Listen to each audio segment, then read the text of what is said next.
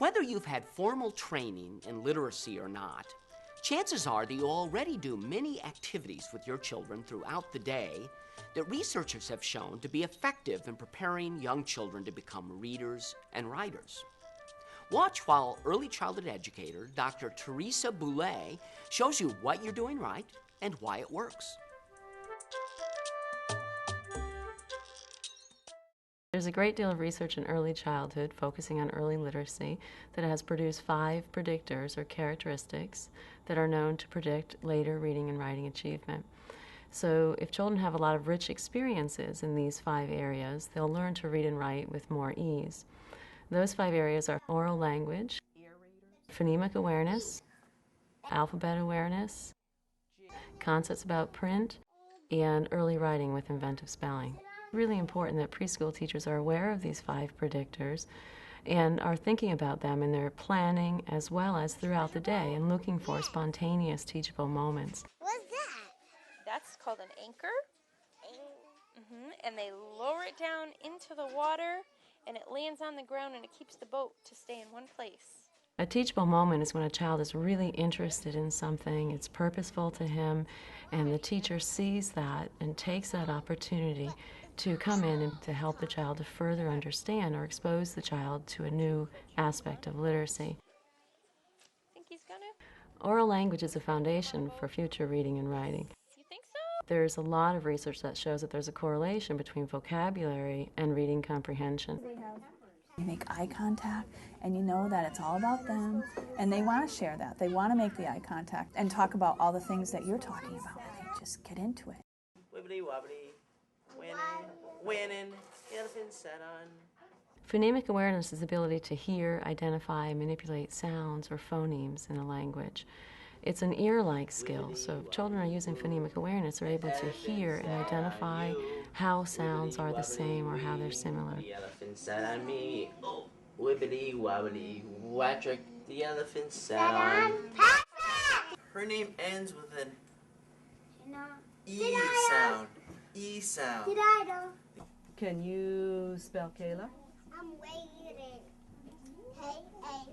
When discussing alphabet awareness, it's important to remember that we're not just talking about children's awareness of letters, the names of the letters and the sounds of the letters, but really it's extremely important to remember that children need to understand the purpose of those letters. What are those symbols? How do I use them? Take those basic letter recognition and you just incorporate it into your day. We had a child come in who was talking about the tooth fairy. She had lost a tooth. So we go on the big screen TV in our classroom and we Google teeth and we spell it out together and oh, what letter do you think teeth begins with? And they guess T, and then the next 2 letters are tricky because they're 3 and 4 and 5, and that's, although they could get the E sound but not 2 E's. And we put in teeth and then we hit search and it comes back with this amazing picture of teeth, and they could find teeth and they could recognize mouth, I think it was, because they talked about it was in your mouth. And then it turns into a counting activity and you take it wherever the kids are and you just run with it. Children should be bumping into opportunities to see print in their environment, in their centers, in their dramatic play centers, their names on their cubbies, signs around the room, so they understand the purpose of the function of print, and they learn a lot about print and how it works. In our classroom we have environmental print all the time. We have the exit door, we have all the toys labeled in English and Spanish. We have children that have, their names, they come in, they sign in the morning, all the names are on the cubbies. The pictures that we do over the course of the day, any activity that we do, we take pictures and everything's labeled underneath. So it's like they're constantly being inundated with words and letter sounds.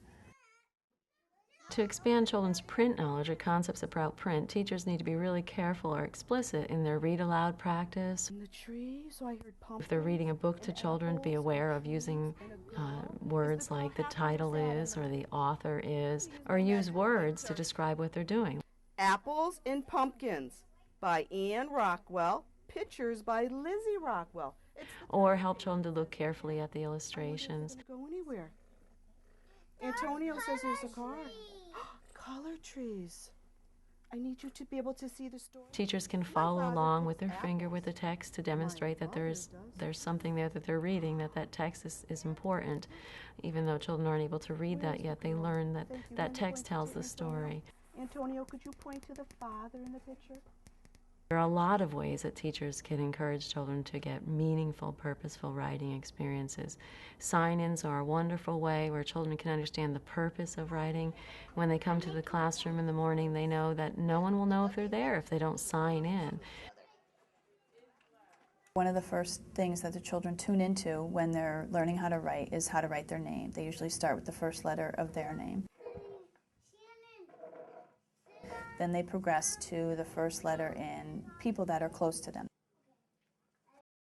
There's so much research that shows that these 5 predictors are critical in children's future reading and writing development. Oral language, phonemic awareness, alphabet awareness, concepts about print, and early writing with inventive spelling. It's really important that the teacher be aware of them and be able to think about them and sort of think through the lens of these 5 predictors throughout the day.